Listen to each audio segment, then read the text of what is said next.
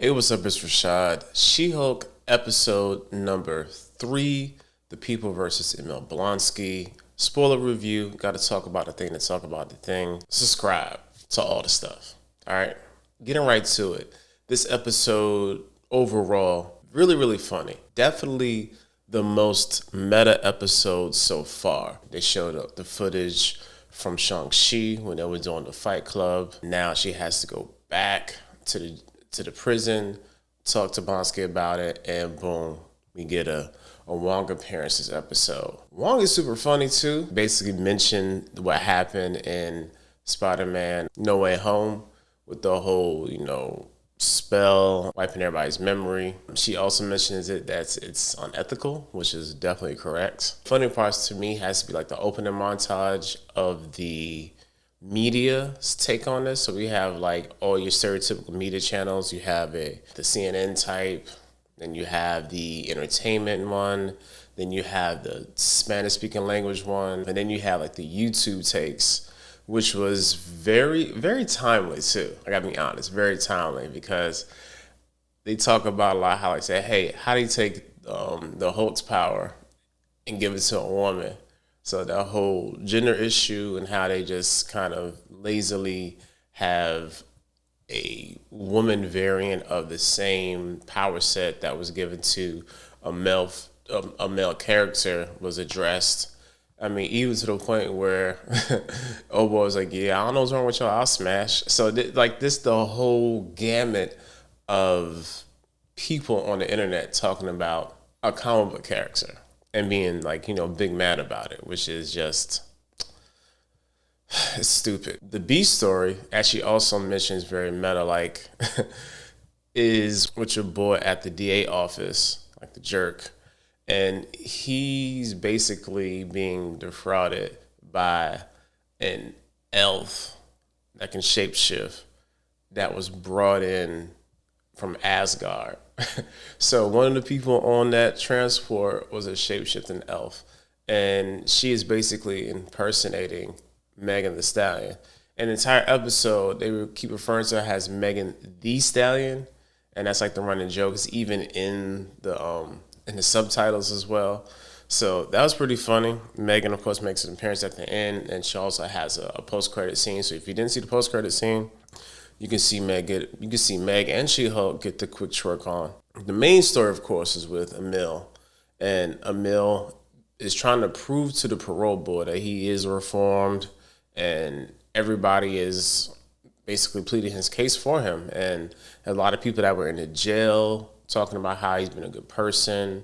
There was, like I said, them making, toilet wine, they're making toilet kombucha. One of the guards was like, yeah, like my man helped me through a divorce. Wong was like, yo, he could have actually left and been a Carmitage, but he said, nah, put me back in prison so I can actually finish out my term. The way they're playing it is that, Abomination is really actually reformed.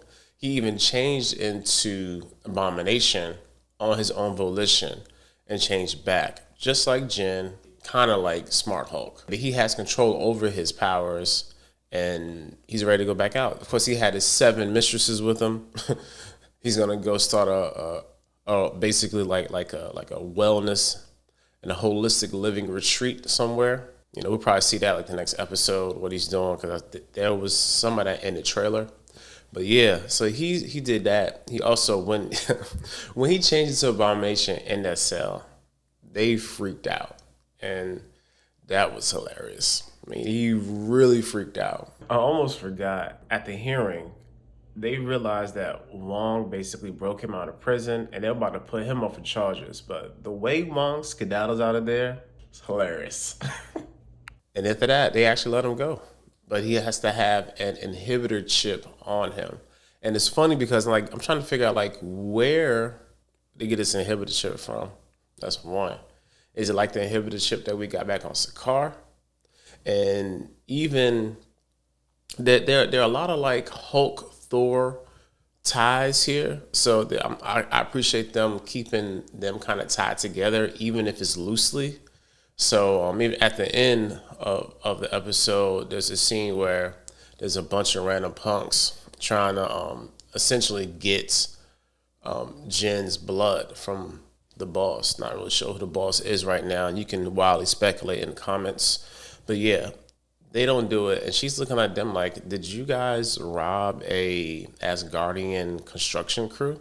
And he was kind of like, "Yeah." It's weird to see because basically all their tools had like runes on them, looking like from like from Asgard.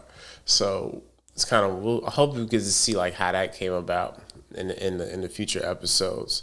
But yeah, overall, this was a really funny episode. If you're not watching She-Hulk, you should be.